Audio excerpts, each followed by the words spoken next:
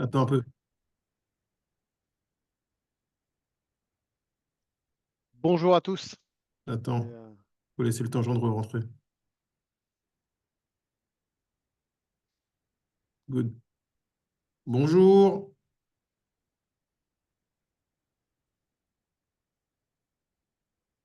bonjour à tous. On se donne une minute, le temps de mettre en place la présentation. J'espère que tout le monde va bien et que tout le monde est en forme après ce week-end de Pâques chargé de chocolat. Et aujourd'hui, effectivement, on va aborder un nouveau workshop, un traditionnel sur les outils collaboratifs. Alors, ce que je vais faire, c'est que je vais commencer à partager mon écran en grand. Alors, toc toc, preview from starts. Je pense que ça doit être bon. Continue to share. Et je pense que normalement c'est bon. Qu'en penses-tu, Christophe? C'est parfait, Xavier. En parlant un peu plus fort, ça sera encore mieux. C'est parlé et en parler, c'est parfait. Merci mon ami. Et en parlant un peu plus fort, je peux le faire aussi pour parler de nouvelles aventures. Donc bienvenue ouais, pour le workshop autour des outils collaboratifs, de la sauvegarde des outils collaboratifs 365 Google Workspace. On fera même un petit aparté sur Entra ID dans le monde de Microsoft. Ça peut toujours avoir un intérêt et un sujet. Donc, je me présente, je suis Xavier Stern en charge des territoires francophones et d'Europe. Et je suis accompagné de mon binôme technique, Christophe Absalon. Bonjour à tous. L'idée, bien sûr, de vous présenter les solutions, vous montrer un peu les mises à jour qui sont en train d'apparaître aujourd'hui chez IQ, même s'il va y en avoir quand même de belles nouveautés qui se préparent avant l'été hein, et qui vont être annoncées lors de nos prochains grands événements. Euh, mais surtout, ben, vous représentez les différents environnements. Donc, je vous rappelle, une petite présentation sur la compagnie, les produits qu'on présente. Et puis après, Christophe vous montre une petite démo de la solution pour vous mettre en joie et vous montrer comment c'est simple et facile à utiliser. Alors, bon, c'est présenté. Le point important côté IQ, c'est IQ, on est une société de sauvegarde. On fait que de la sauvegarde, que du software. On est américain à travers notre siège qui est à Boston, mais on est européen en termes produits, puisque l'ensemble de nos ingénieurs qui développent le produit sont basés en Slovénie, donc en Europe. Euh, et on délivre en fait des outils de sauvegarde de dernière génération. Alors pourquoi dernière génération? On va le voir parce qu'en fait, on a essayé d'apporter quelque chose un peu innovant et de visionnaire sur les outils de sauvegarde, tout en préservant, je dirais, un domaine important pour nous, c'est-à-dire la qualité de support, la qualité du NPS score à plus de 90, pour vous permettre en fait d'avoir un vrai niveau de support. Aujourd'hui, IQ est détenu par des fonds d'investissement qui sont américains et financiers comme Ben ou Acru, euh, mais également des fonds d'investissement technologiques comme Atlassian, comme Cisco, comme Okta, qui nous ont rejoints en fait par rapport à l'aspect visionnaire. Alors, visionnaire, on est reconnu à travers de ça dans le Gartner, mais également, ce qui est intéressant, c'est que IQ commence à être reconnu de plus en plus par différents analystes comme une entreprise leader au niveau du cloud, leader au niveau de Google, leader au niveau des nouvelles solutions autour de la protection des environnements SaaS.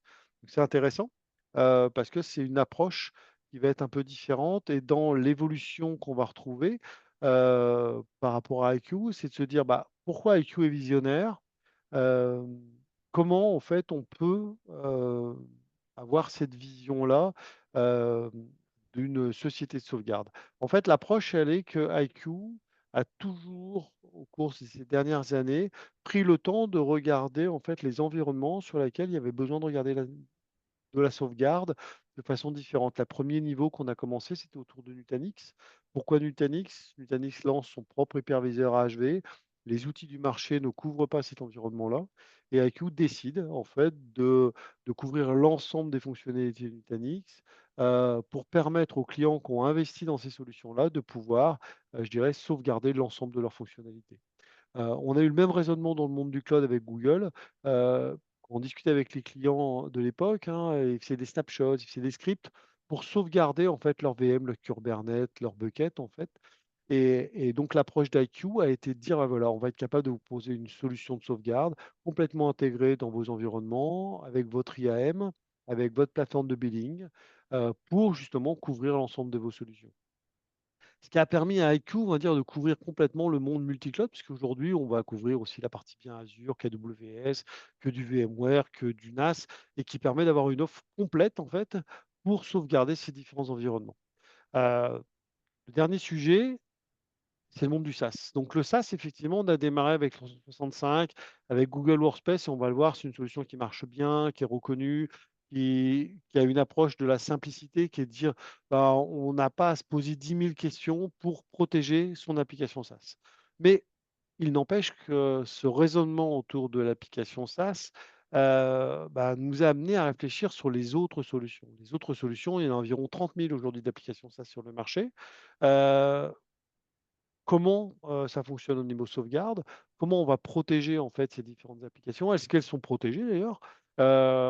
Et est-ce qu'il y a un intérêt de les sauvegarder? Est-ce que c'est l'outil qui fournit l'outil de sauvegarde associé? Comment ça fonctionne, en fait, cette partie-là?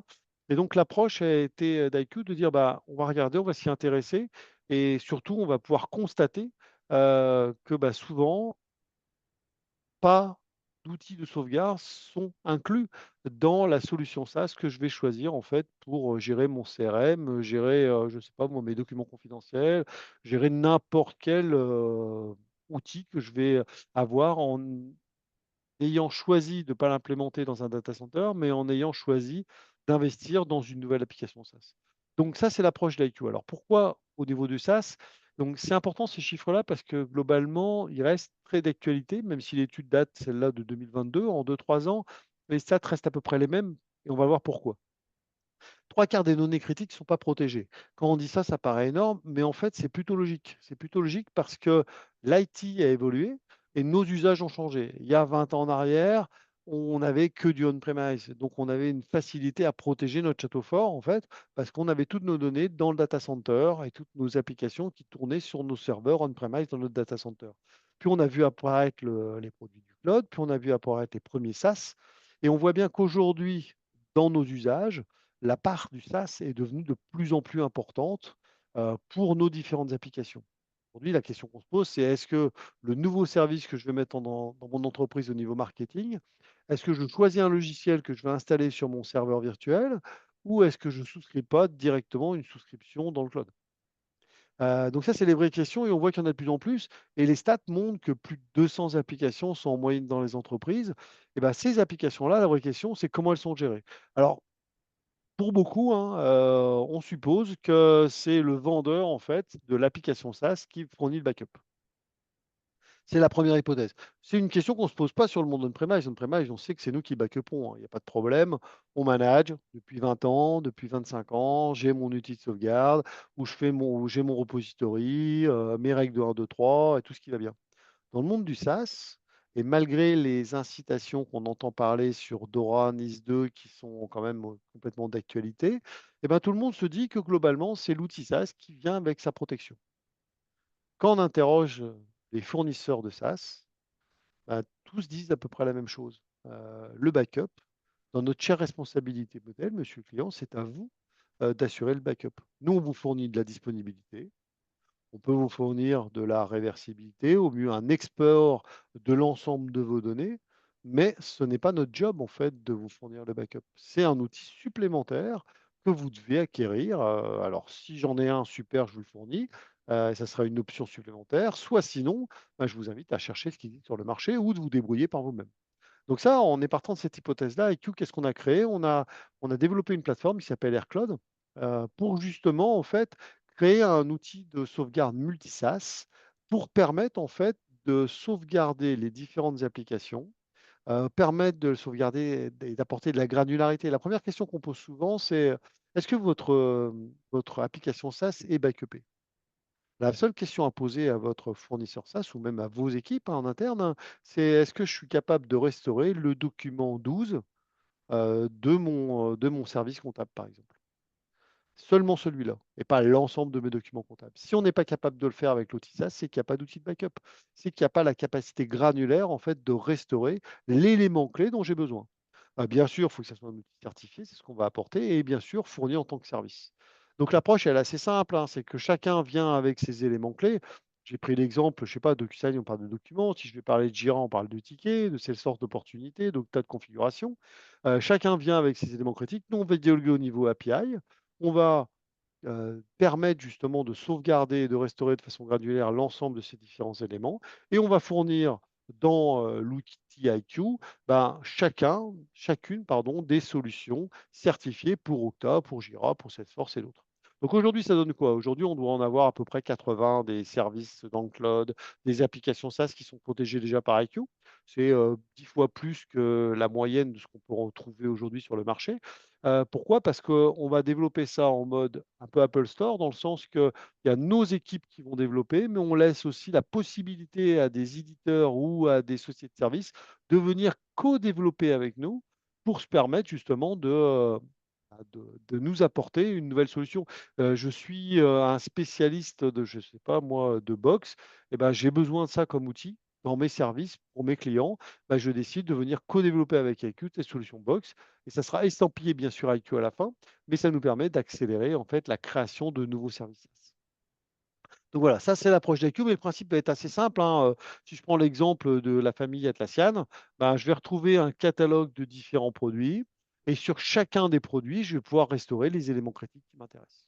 Voilà, ça c'est le principe d'IQ et voilà comment on évolue. Donc globalement, ce qui est important à voir, c'est que l'accélération d'IQ va continuer en développant de plus en plus à travers de nouveaux services SaaS sur le marché.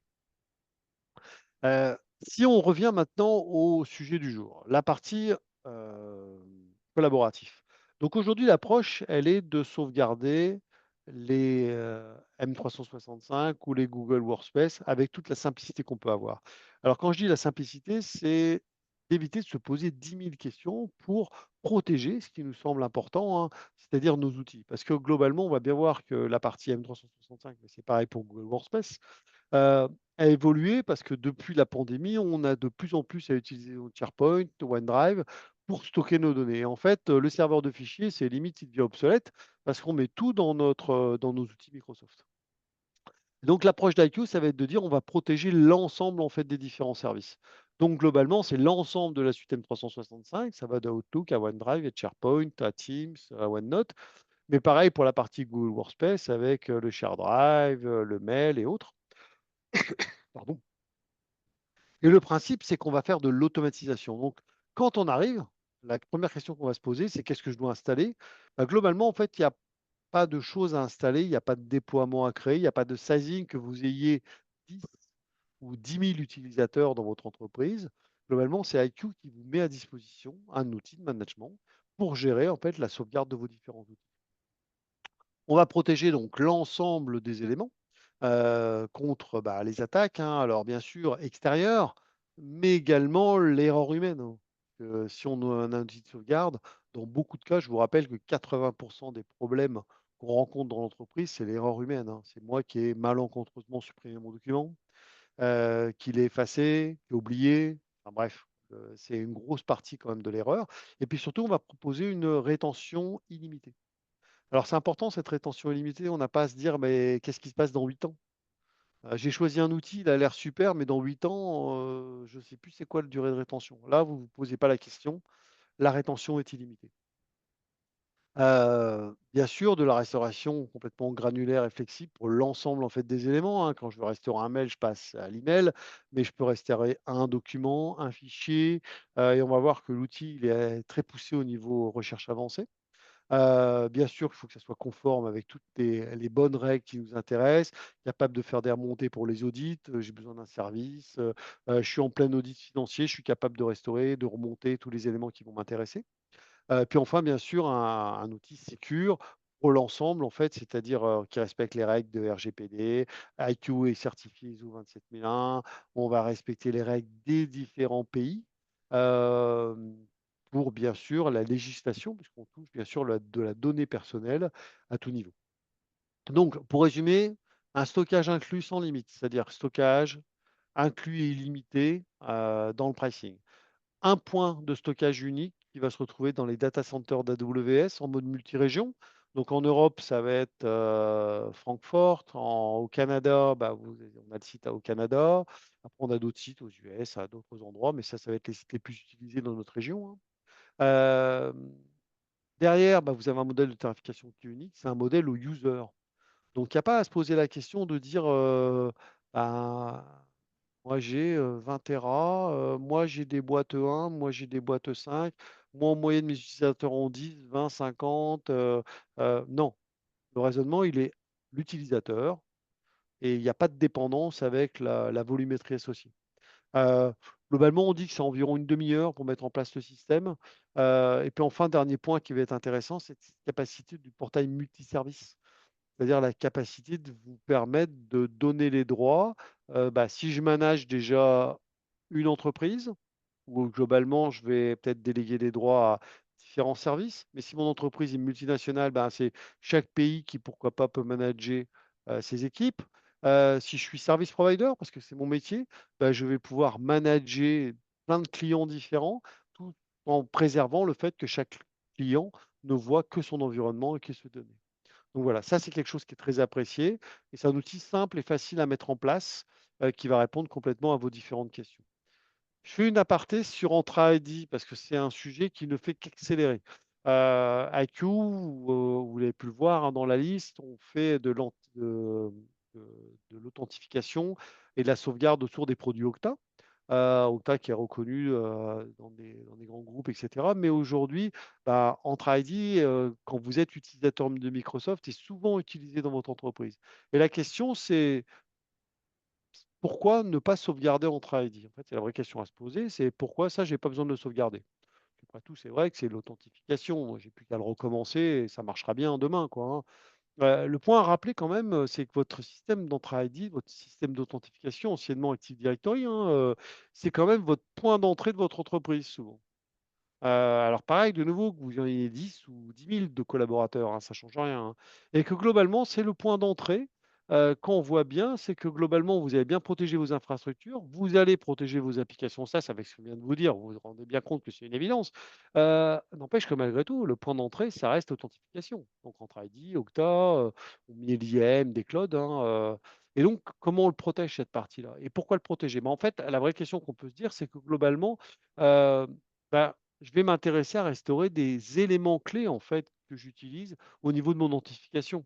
Donc ça va être le user, ça va être le tenant et les rôles surtout. Pourquoi? C'est que si demain je perds tout mon Entra ID, pas de souci, je le réinstalle. Ça, c'est pas gênant, hein. Par contre, comment je restaure mes droits? Comment je sais que Christophe avait bien les droits d'hier et qu'entre-temps il était promu et qu'il a des droits complémentaires pour avoir le droit d'aller dans les services financiers parce qu'il a ces droits-là? Tout c'est du temps. Et si vous êtes 10, potentiellement de nouveau, c'est un peu plus rapide, hein, on peut se le refaire à la mano. Maintenant, si vous êtes 1000 et que vous avez des droits complètement différents dans votre entreprise, ça devient beaucoup plus compliqué à mettre en place. Donc ça, c'est des exemples de ce qu'on peut restaurer. Christophe rentrera en plus derrière. Après, vous pouvez déterminer naturellement la politique de sauvegarde par rapport à à vos outils pour permettre en fait justement de programmer l'ensemble. Puis bien sûr, bah, comme on le voit, hein, c'est de crypter l'ensemble pour que tout soit protégé, pour que bah, globalement, en fait, l'accès à vos données, l'accès à votre entreprise soit sauvegardé et protégé par rapport à ça. Donc voilà. Donc nous, ça nous semble important de le regarder. On voit que c'est un sujet qui est de plus en plus regardé et remonté au niveau des entreprises. Pourquoi? Parce que ben, ça y est, je pense que M365, ça commence à se dire qu'il faut bien le protéger, comme d'autres applications SaaS de plus en plus. Mais peut-être que la base numéro un, ça serait ne serait-ce que de protéger ben, la porte d'entrée qui est quand même le première porte d'accès qu'on va rencontrer au niveau de l'entreprise. Donc globalement, aujourd'hui, je vous invite à aller voir notre site web. Vous avez là des QR codes qui vous ramènent directement sur les fiches en fait, d'IQ. Mais également, je vous rappelle que notre site web maintenant est aussi également français. Vous allez retrouver pas mal de datasheets. Vous pourrez retrouver des retours de nos derniers webinaires, beaucoup plus d'informations, beaucoup plus facilement lisibles.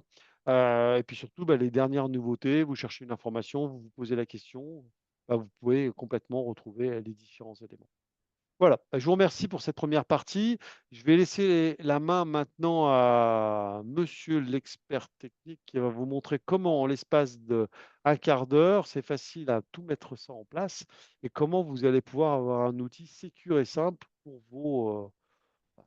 pour vos différents outils collaboratifs et d'authentification. Christophe, je te laisse la main. Merci beaucoup, Xavier. Alors, je vais partager mon écran et on va pouvoir y aller. Allez, continuez Donc, à poser vos questions, hein. On les répondra à la fin. On va continuer à avancer, et puis ouais. on fera le tour des questions à la fin à la fin de la session. Donc, merci à tous. Donc, en effet, comme Xavier l'a dit, hein, aujourd'hui, notre solution IQ pour Office 365/Google Workspace, c'est une solution clé en main qu'on va vous permettre d'utiliser en vous posant le minimum de questions. Cette plateforme est actuellement hébergée au sein des data centers de AWS sur différentes régions françaises, dont l'Allemagne, hein, pour la plateforme que nous utilisons principalement en Europe. Et j'ai dit française, je me suis trompé.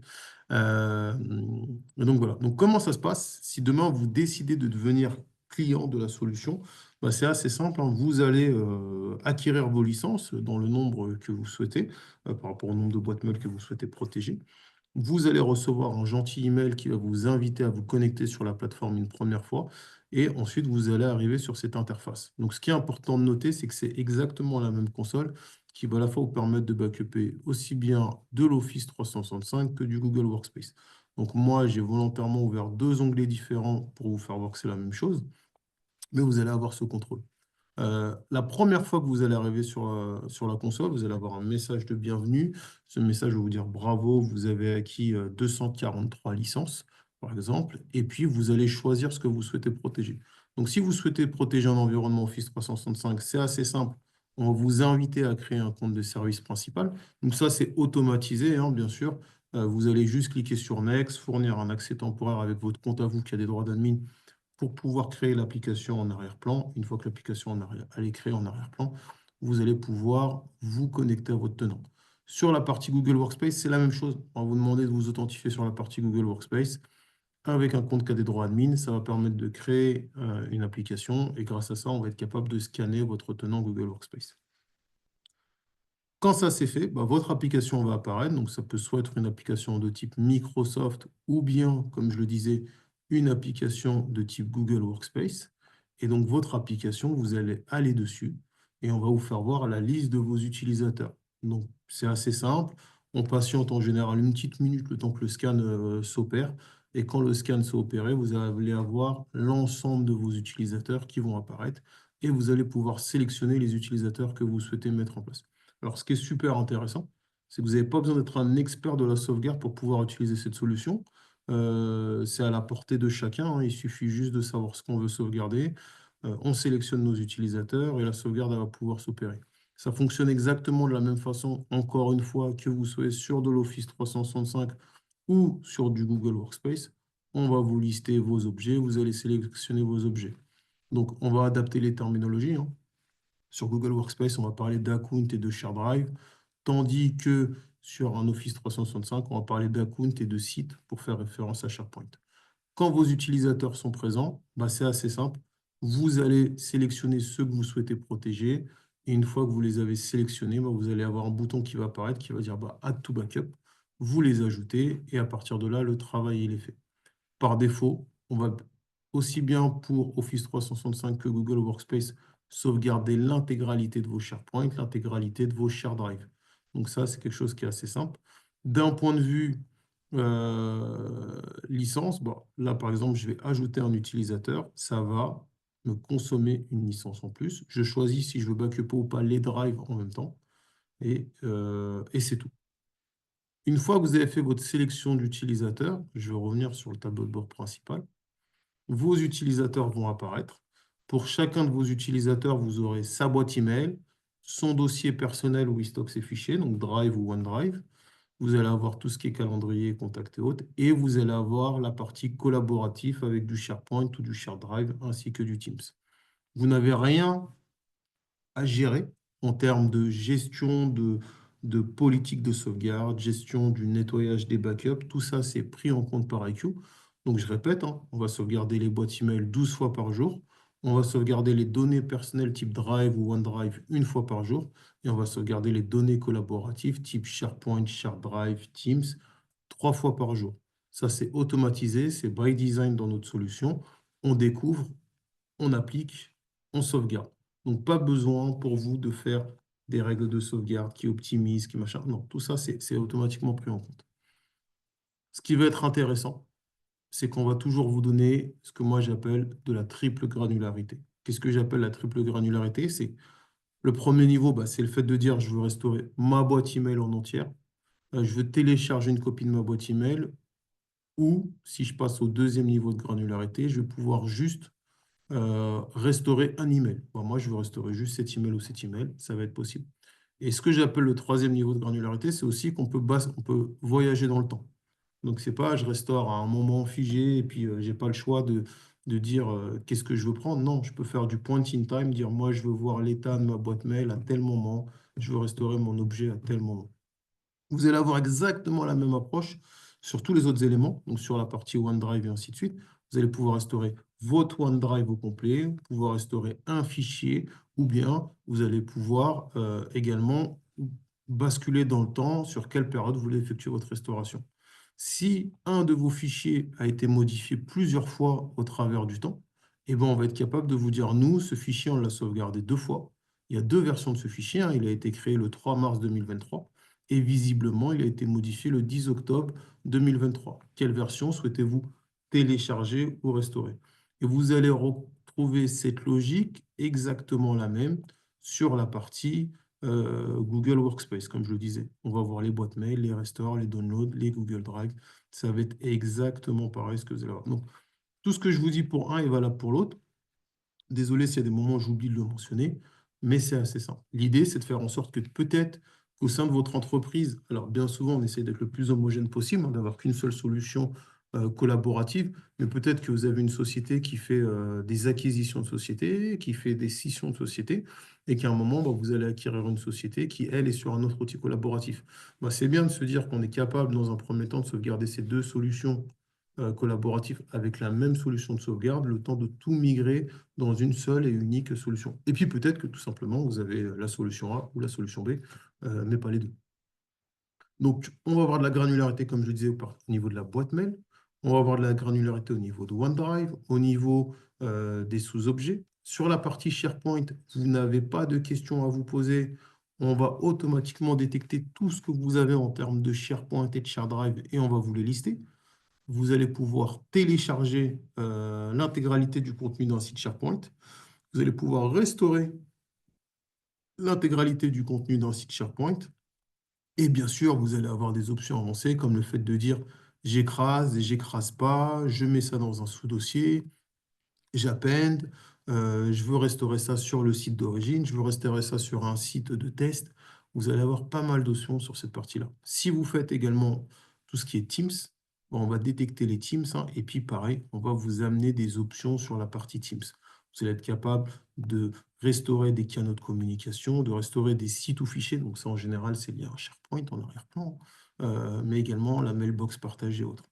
Donc c'est assez puissant. Comme vous pouvez le voir, on peut désactiver des Teams qu'on ne voudrait pas forcément sauvegarder. Nous, c'est le cas, hein, c'est un environnement de test. Vous voyez que ça, c'est des tests de restore que nous, on s'amuse à faire.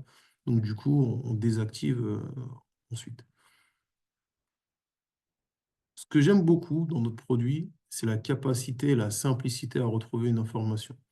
On le sait tous, dans le monde de la sauvegarde, on peut venir nous voir, nous demander de faire une restauration de façon très évasive. Qu'est-ce que j'entends par là? J'ai reçu un email de Christophe Absalon qui parlait d'un logiciel de backup. C'était entre le 1er janvier et le 31 mars et je ne me souviens pas trop des détails. On a une fonction d'Advanced Search qui va vous permettre d'ajouter des filtres qui vous plaisent. Et par rapport à ces filtres, vous allez être capable de faire une recherche très simplement. Donc moi, imaginons, ce qui m'intéresse, c'est juste tout ce qui correspond à IQ, de faire une recherche.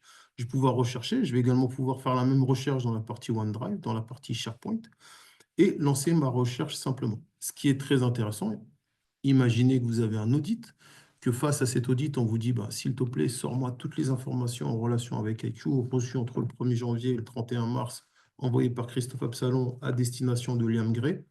Bon, vous êtes capable de très facilement extraire cette information. Quand vous avez extrait cette information, vous la sélectionnez. Soit vous la téléchargez, ça va générer un PST, soit vous la restaurez à l'endroit d'origine, soit vous pouvez le mettre dans une boîte mail temporaire, type une shared mailbox. Et on va avoir la même approche sur la partie OneDrive. Je peux télécharger, je peux restaurer, et pareil pour la partie SharePoint. Donc, très simple de récupérer une information qu'on aurait perdue, soit au travers de sa suite collaborative et type SharePoint, ShareDrive, OneDrive, Drive, mais également au travers de la partie messagerie. On peut également, dans cette recherche, rechercher des pièces jointes et on va également avoir une fonction particulière pour lister toutes les pièces jointes qui ont été backupées par IQ. Donc, à chaque fois qu'on va backuper un email, s'il y a une pièce jointe, on le trace et on vous le notifie. Alors, la plateforme, du coup, je pense que vous l'avez compris, hein, elle est très simple, très efficace. Son but premier, c'est de faire du set and forget, hein. Je définis le nombre d'utilisateurs que je veux protéger. Une fois que j'ai défini ces utilisateurs-là, bah, ma sauvegarde va se mettre en place automatiquement avec, je répète, 12 fois par jour pour les emails, 3 fois par jour pour la plateforme collaborative et 1 fois par jour pour les données personnelles. Et ça va vivre tout seul. La donnée va avoir par défaut une rétention illimitée et vous allez pouvoir, vous, ensuite faire des restaurations à la date que vous souhaitez vers la boîte email d'origine, vers le OneDrive d'origine, vers le SharePoint d'origine, le Drive, le ShareDrive, comme vous le voulez. Vous n'avez pas besoin de vous poser de questions sur la planification des sauvegardes. Les sauvegardes vont tourner toutes seules. Par contre, vous avez quand même la partie système status qui, elle, va vous permettre très simplement d'avoir un état des lieux de vos sauvegardes. Vous dire, bah, est-ce que mes sauvegardes elles se passent bien? Oui, je vois que j'ai pas d'erreur. Est-ce que sur la partie OneDrive, pareil, j'ai pas d'erreur. Sur la partie contact, j'ai pas d'erreur. Toutes ces informations-là sont disponibles via API.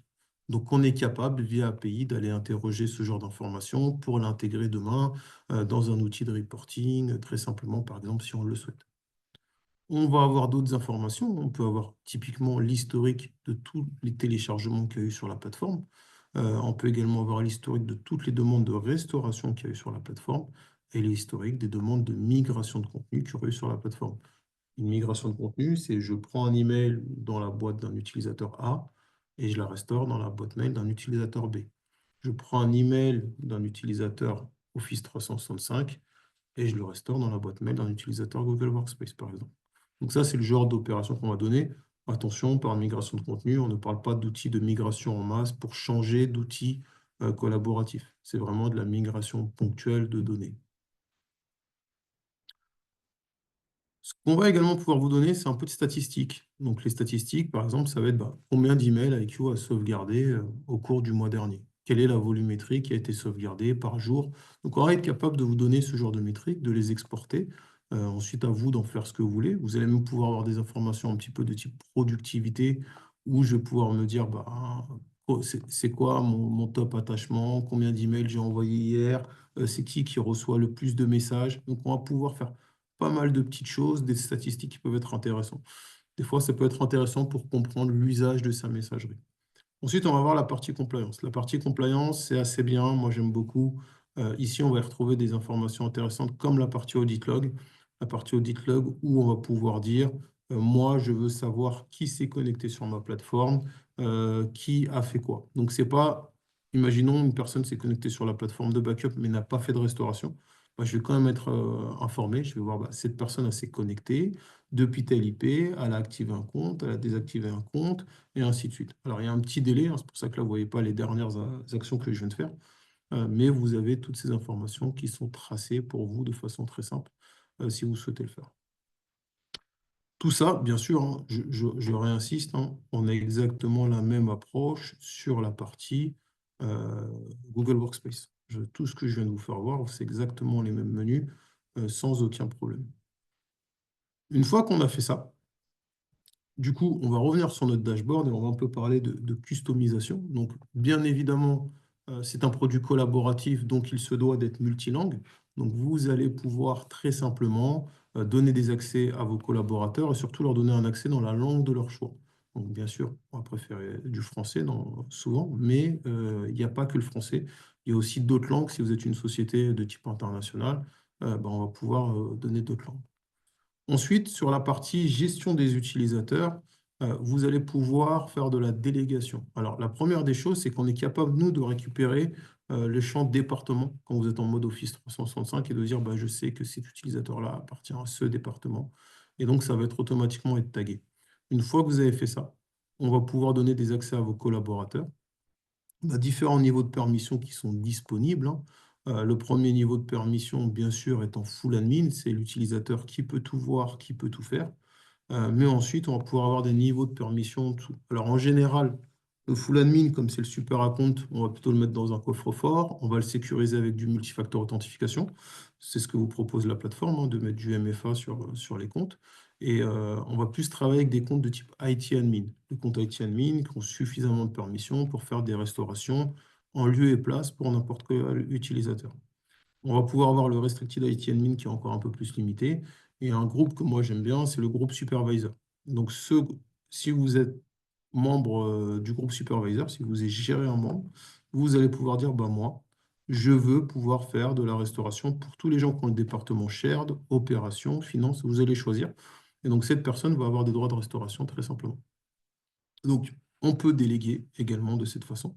Mais on peut aussi déléguer à l'utilisateur final. On va pouvoir lui dire, toi, tu as besoin de faire une restauration. Tiens, voilà un PDF.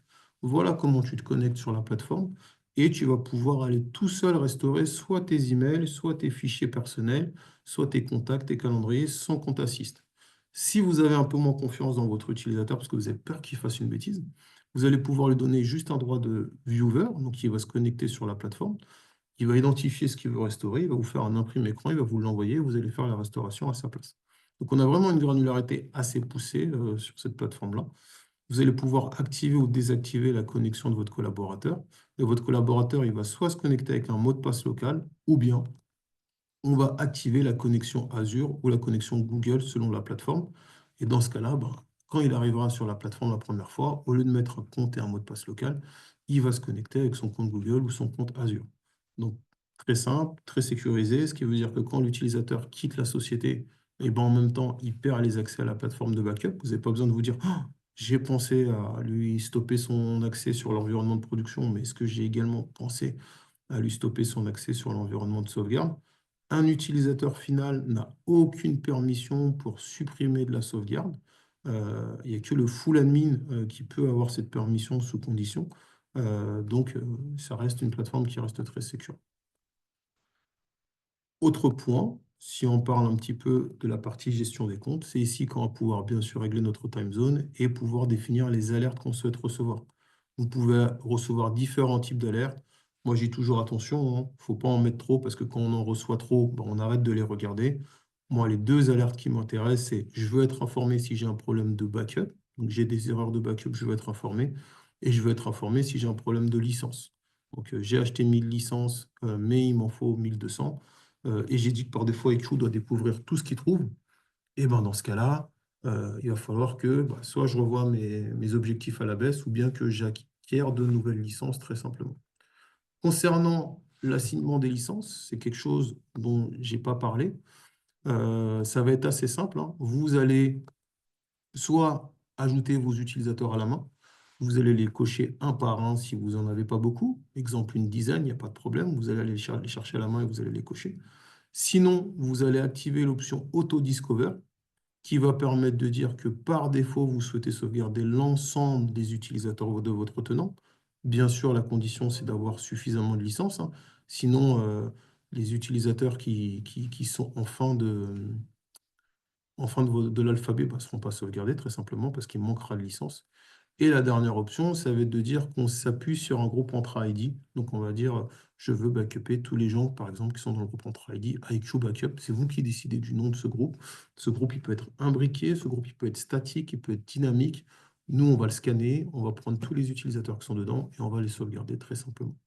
Donc ça, c'est quelque chose qui est assez important. Autre point, et ça sera sûrement mon dernier point, chez IQ, on vous autorise à avoir des utilisateurs, entre guillemets, qui quittent la société, mais à conserver la donnée. Donc, qu'est-ce qui va se passer? Donc, si vous avez un collaborateur qui quitte votre société, il va passer en statut désactivé côté IQ. Donc, c'est clairement, là, c'est écrit, hein, on ne va plus du tout faire de backup de ce compte utilisateur et il va passer en statut désactivé. Donc, le fait de le passer en statut désactivé, ça a libéré la licence de l'utilisateur. Donc, ce qui veut dire que je peux réassigner ma licence à un collaborateur qui le remplacerait et je peux quand même faire des restaurations. Donc, imaginons qu'au bout de 1 mois, 3 mois, 6 mois, on me demande de restaurer soit un email ou une copie de la boîte mail ou un OneDrive de ce collaborateur. Eh ben, il n'y a pas de problème, je vais pouvoir le restaurer. Un cas typique que j'ai eu à faire il y a pas très longtemps, c'est un collaborateur qui avait partagé beaucoup de fichiers via son OneDrive personnel avec ses collègues, hein. Il est parti et on n'a pas pensé à réassigner les données de son OneDrive à quelqu'un d'autre, apparemment. Au bout d'un certain temps, les données du OneDrive ont été effacées. Heureusement qu'on avait mis IQ chez ce client parce qu'on a pu faire la restauration des données OneDrive très simplement et du coup, il n'y a pas eu de perte de données. Donc, c'est pas forcément des erreurs humaines, ce que je suis en train de vous dire, c'est pas forcément un utilisateur qui a effacé son fichier. Des fois, c'est juste un processus de suppression d'utilisateurs quand ils quittent la société où on n'a pas pensé à récupérer la donnée, à réassigner la donnée à un remplaçant. Et donc, il est bien d'avoir un outil de backup pour se prémunir de ce genre de cas d'usage. Et donc, ça, c'est quelque chose qu'on vous mettra à disposition. Vous allez avoir exactement la même approche, encore une fois, sur la partie Google Workspace pour pouvoir très simplement réassigner des licences à des collaborateurs suite à un départ. Voilà. Donc, notre produit, c'est celui-là. Aujourd'hui, certains d'entre vous dans la session, je vois, sont déjà utilisateurs de cette solution. C'est une solution simple à mettre en place où vous pouvez avoir de l'accompagnement très simplement. Merci. Alors, je vais répondre aux questions. Je pense qu'on a des belles questions qui sont arrivées en attendant. Alors, Fabrice, est-ce qu'il est prévu que IQ ait des backups sur le territoire suisse? On a un sujet autour de la sauvegarde sur le territoire suisse. C'est un sujet qui sera adressé autour de l'été sur comment répondre à ce besoin qu'on a chez certains clients qui ont besoin d'avoir le backup de façon souveraine, soit dans leur pays ou voire même, pourquoi pas, dans leur data center. Donc, on pourra apporter des réponses à cette question début d'été avec des belles annonces. Jean-Pascal, va falloir qu'on se contacte. Possible d'avoir la présentation précédente? Donc oui, pour les présentations, vous recevrez tous un email avec présentation et tout ça de la part de notre marketing juste derrière. Depuis la plateforme, l'agent peut-il lire les fichiers ou des mails en clair depuis le tenant IQ? Le full admin a la capacité, lui, d'ouvrir les emails. Pour les fichiers, il y a certains types de PDF, je crois, qui s'ouvrent et autres, uniquement si on est full admin. Sinon, l'IT admin standard, lui, il ne peut pas voir le contenu d'un email ou le contenu d'un fichier. Donc, donc, ça dépend de votre niveau de permission. Moi, comme je le disais, en général, le full admin, il est mis dans un coffre-fort avec un multifacteur authentification.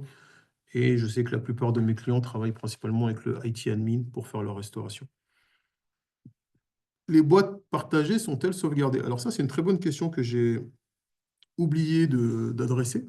Oui, les boîtes partagées sont sauvegardées et si vos boîtes partagées font moins de 50 gigas sur un environnement Microsoft, elles sont gratuites côté Microsoft et donc elles seront également gratuites côté IQ. Côté IQ, on vous facturera ou vous débitera des licences uniquement pour les boîtes mail qui consomment des licences côté Microsoft. Donc oui, elles sont sauvegardées sans aucun souci. On va pouvoir le faire. Est-ce que vous sauvegardez les discussions Teams? Alors oui, on sauvegarde les discussions Teams d'équipe, pas en peer-to-peer. On peut le faire, mais c'est assez compliqué et honnêtement, on a arrêté de le faire parce que les private chats, Microsoft a rendu cette API payante pour les clients, mais on continue de sauvegarder les Teams d'équipe. Donc les Teams d'équipe, on va pouvoir très simplement les je vais faire voir, hein. Normalement, vous voyez toujours mon écran. On va pouvoir aller dans les chats, si on parle de la même chose. On va pouvoir voir les différents canaux. On va pouvoir télécharger le contenu d'un canal. On va pouvoir restaurer le contenu d'un canal. La seule chose, c'est que quand on va restaurer, on ne va pas écraser le canal existant. On va créer un canal avec un horodatage au format Linux, hein, très simplement.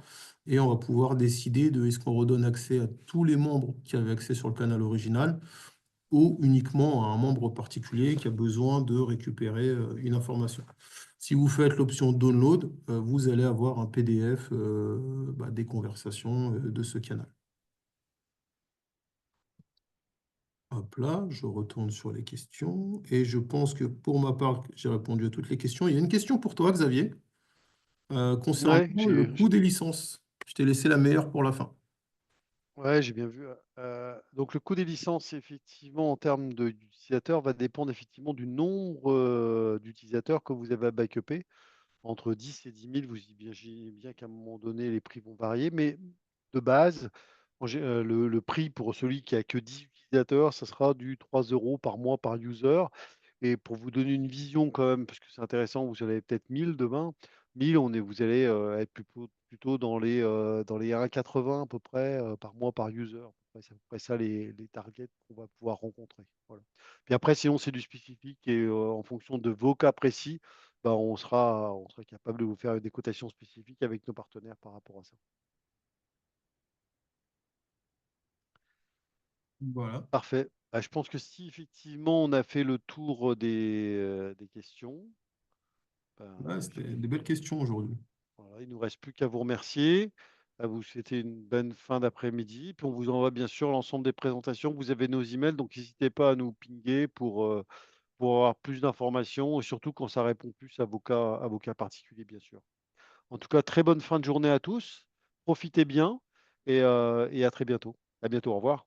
Merci à tous. Au revoir.